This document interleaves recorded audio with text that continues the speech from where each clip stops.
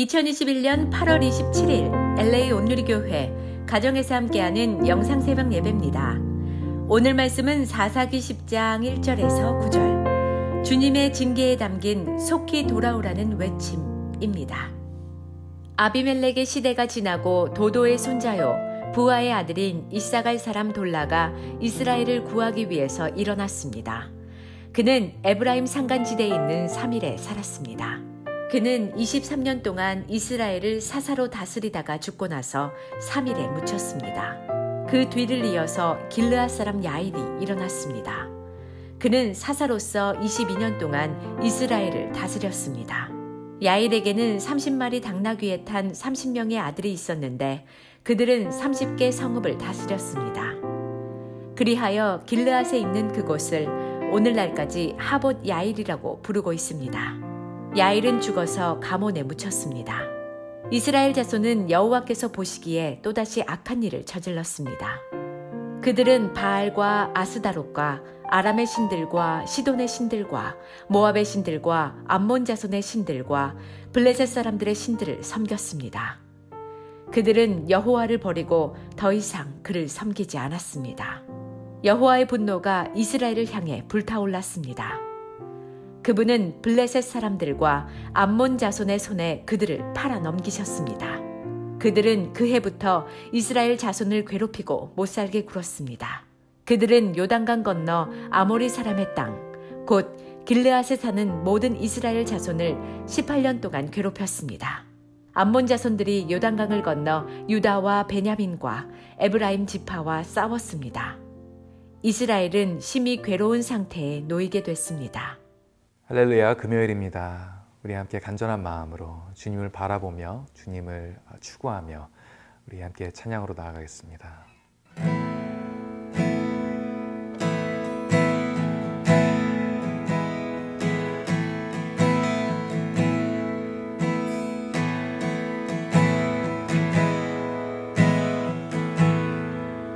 주께 가까이 나를 간절히 주님만을 원합니다. 채워주소서. 주의 사랑을 진정한 찬양들이 수 있도록 주께 가까이 나를 이끄소서. 간절히 주님만을 원합니다. 채워주소서. 주의 사랑을 진정한 찬양들이 수 있도록 목마른 나의 영혼 주를 부르니 나의 맘 만져 주소서. 주님만을 원합니다. 더 원합니다. 나의 맘 만져 주소서.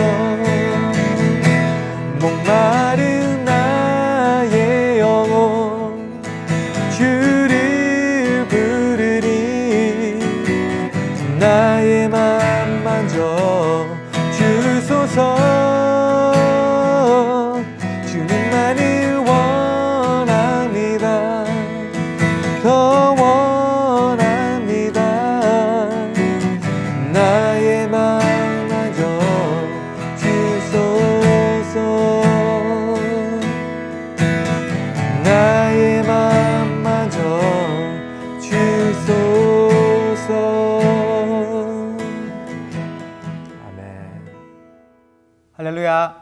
말씀으로 새로운 하루를 시작하시는 사랑하는 여러분, 주님의 이름으로 환영하고 축복합니다. 저를 따라해 보시겠습니다. 기도하면 행복합니다. 주님의 징계에 담긴 속히 돌아오라는 외침이라는 제목으로 하나님 말씀 전합니다. 방금 읽은 본문의 내용이 무엇입니까?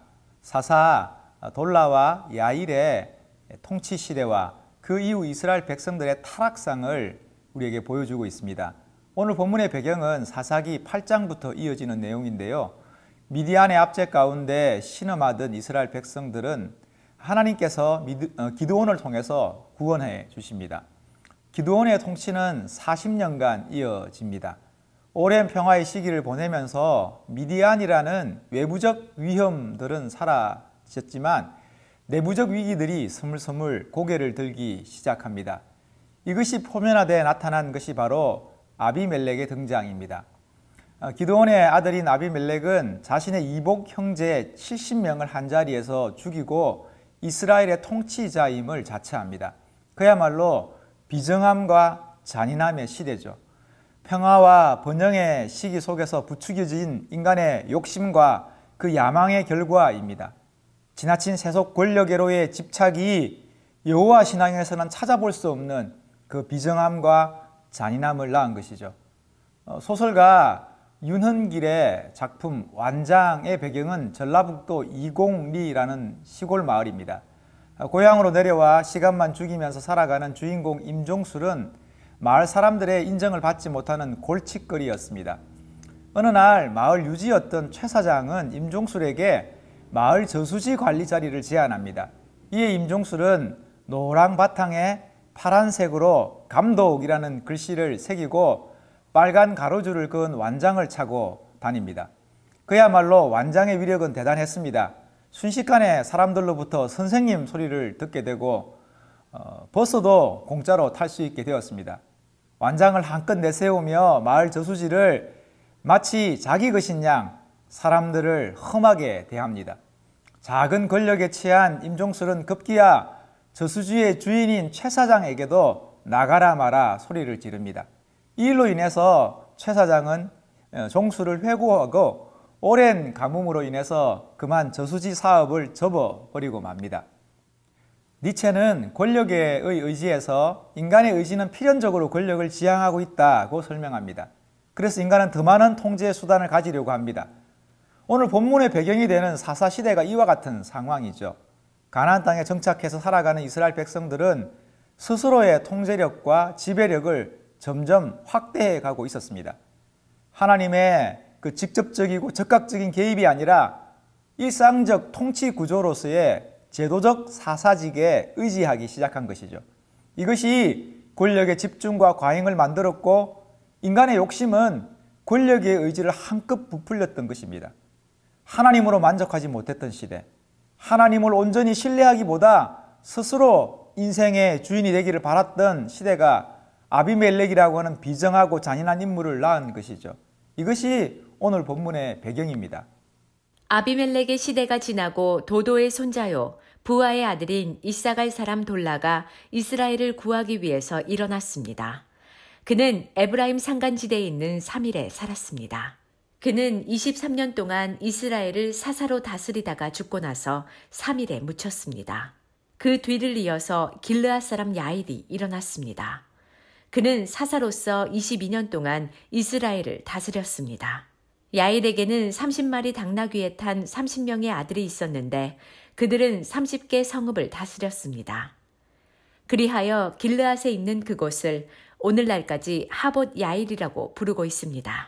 야일은 죽어서 가몬에 묻혔습니다. 본문은 아비멜렉 이후에 등장한 두 명의 사사를 간략하게 언급합니다. 기드온과 아비멜렉이 활짝 열어놓은 자기 주장과 권력 의지라는 그 욕망의 문은 이스라엘로 하여금 끊임없는 세속적 가치를 부추기는 결과를 낳았죠. 이로 인해서 전쟁이 없는 평화의 시기를 살았지만 바알로 대표되는 풍요와 번영의 세속적 가치를 추구하는 무한 경쟁의 시대를 살아가게 되었던 것입니다. 여기에는 하나님의 말씀과 하나님의 약속이 설 자리가 없습니다. 내가 얼마나 많은 것을 가졌느냐가 중요할 뿐입니다. 이러한 상황 속에서 이사갈 사람 돌라가 이스라엘을 구원하기 위해서 일어났다고 말씀합니다. 이는 외부로부터의 구원이 아니라 내면으로부터의 구원을 말하는 것이죠. 욕심과 욕망으로 점철된 세속성으로부터의 구원입니다. 이것이 관건입니다. 무엇보다 하나님의 언약을 새롭게 하고 여호와 하나님의 살아계심을 재확인하며 나를 향한 주님의 말씀과 약속을 다시 붙드는 것이 더 중요합니다. 이것이 먼저입니다. 이것이 예배의 목적이죠. 예배는 하나님과 관계를 새롭게 하는 자리입니다. 예배는 하나님의 살아계심을 재확인하는 시간이며 나를 향한 주님의 약속을 믿음으로 붙드는 공간입니다. 이를 위해서 돌라가 이스라엘 사사로 나서게 되었다고 언급하고 있는 것이죠. 사실 오늘 말씀에서 이스라엘의 그 쇄신을 위한 돌라의 통치와 노력이 어떻게 되었는지 확인할 수는 없습니다. 23년 동안 이스라엘의 사사로 다스렸다고만 언급하고 있습니다. 그리고 그 뒤를 이어서 길르앗 사람 야일이 일어나 사사로 이스라엘을 22년간 통치합니다. 그의 특별한 점은 30마리의 당나귀를 탄 30명의 아들들이 30개의 성읍을 다녔다 설명합니다. 통치 체제의 확대와 지배 구조의 확장을 의미하는 것이죠. 이로 인해서 이스라엘은 제도적 안정과 사회적 평화를 구가할 수 있었을 것입니다. 하지만 이는 이스라엘의 중심이신 하나님을 배제한 것이었습니다. 아비멜렉의 통치 기간을 제외하고 이스라엘은 기드온으로부터 돌라 야일까지 이어지는 약 90년의 평화의 시기를 누리지만 여호와 신앙으로부터 점점 멀어지는 불신앙의 시대를 살았던 것이죠. 안타까움이죠. 겉으로 보기에는 참 좋은데 아무런 문제가 없는 것 같은데 모든 것이 그럴듯해 보이지만 필립 얀시의 책 제목처럼 내 안에 하나님이 없다. 이것만큼 공허한 것이 없습니다. 우리의 관계도 문제없고 나의 직장도 일상도 만남도 계획도 미래도 그저 평탄하기만 한 것 같은데 내 안에 하나님이 없다면 결코 좋은 것이 아니죠. 소프라노 김영미 씨에게 이런 이야기 들었습니다. 당시 그는 우리나라 최고의 프리마돈나로 각광받던 시기였습니다. 음악회마다 자신을 향한 뜨거운 박수와 환호가 쏟아졌고 그야말로 인생 최고의 시간들을 보내고 있었습니다. 어느 날 수많은 청중들의 갈채 속에서 몇 번이나 앵콜송을 부른 뒤 자신의 분장실로 돌아왔답니다.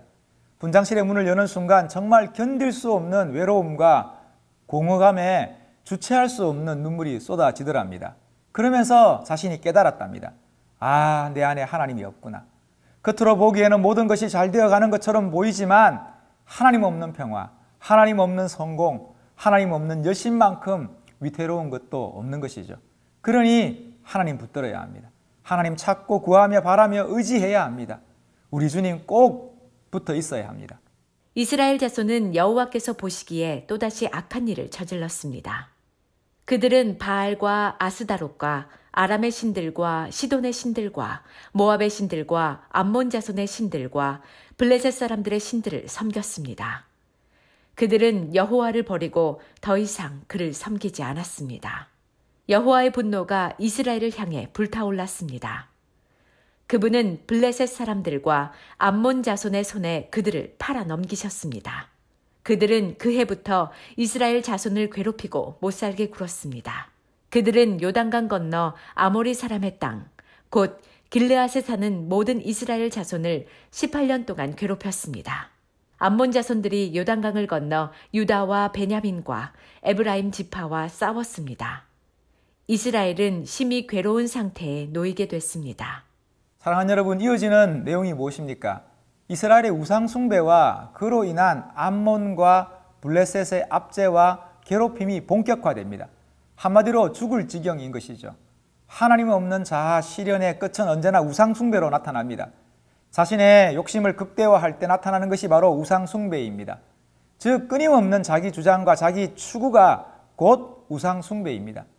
이스라엘 백성들은 돌라와 야일에 통치하던 거짓된 평화의 시기를 살아가면서 쉼없이 부추기며 부풀려왔던 자신들의 탐욕이 결국 가나안의 온갖 신들을 섬기는 모습으로 나타나게 된 것이죠.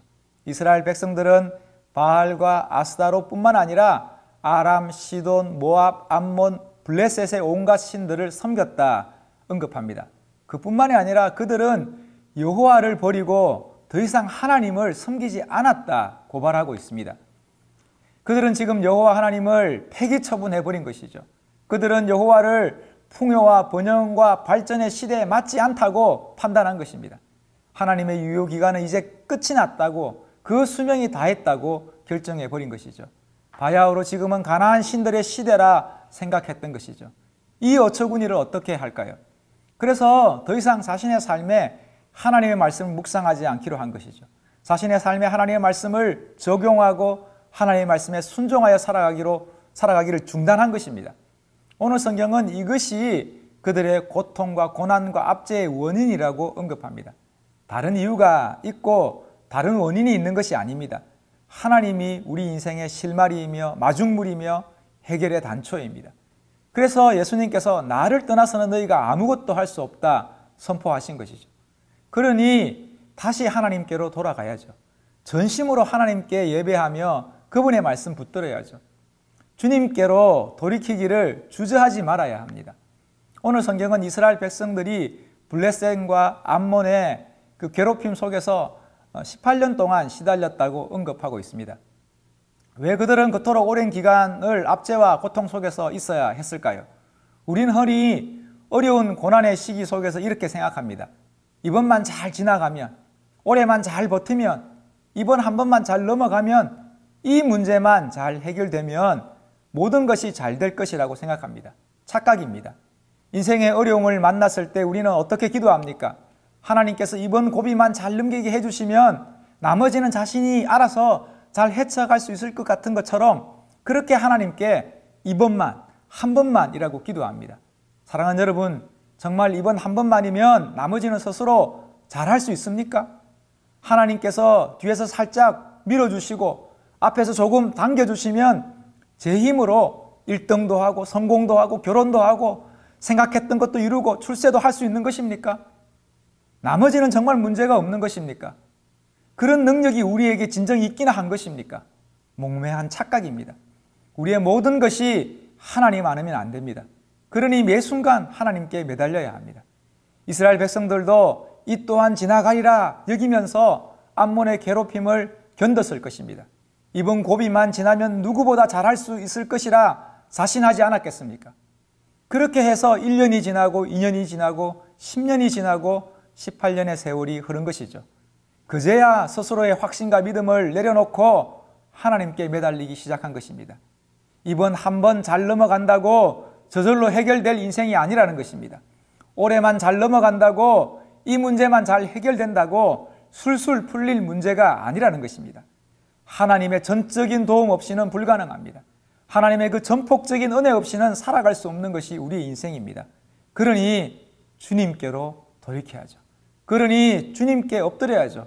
그렇게 우리 주님 붙들어야 합니다. 사랑하는 여러분, 우리 인생은 하나의 문제가 해결된다고, 한 번의 고비를 넘어간다고, 현재의 고통의 시간이 지나간다고 되는 것이 아닙니다. 그 다음에 무엇이 있을 줄 어떻게 알아서 그렇게 자신하고 확신할 수 있겠습니까? 그러니 이번 한 번만이 아니라 우리 인생 전체를 하나님께 맡겨야 합니다. 내가 조정할 수 있고, 내가 통제할 수 있고, 내가 컨트롤할 수 있는 인생의 수단을 내려놓고 온전히 하나님께 엎드려야 합니다. 나의 실력과 능력이 아니라 하나님의 선하심을 의지하며 살아야 합니다. 사랑하는 여러분, 우리가 가진 것으로 사는 인생이 아니라, 우리가 움킨 것으로 만족하는 인생이 아니라 하나님으로 만족하고 하나님의 선하심을 바라며 사시는 저와 여러분 될 수 있기를 주님의 이름으로 축복합니다. 그러면 됩니다. 저를 따라해 보시겠습니다. 하나님으로 살아갑니다. 함께 기도하시겠습니다. 하나님 아버지, 우리는 매 순간 하나님의 도우심과 하나님의 은혜가 필요한 존재임을 고백합니다. 오늘 이 아침에도 주의 긍휼과 주의 자비와 주의 은총을 구하며 주님 앞에 나아갑니다. 주여 인도하시고 주여 기름 부으시고 주의 그 선한 것으로 우리 인생에 갚아 주옵소서. 감사드리며 예수님의 이름으로 기도합니다. 아멘.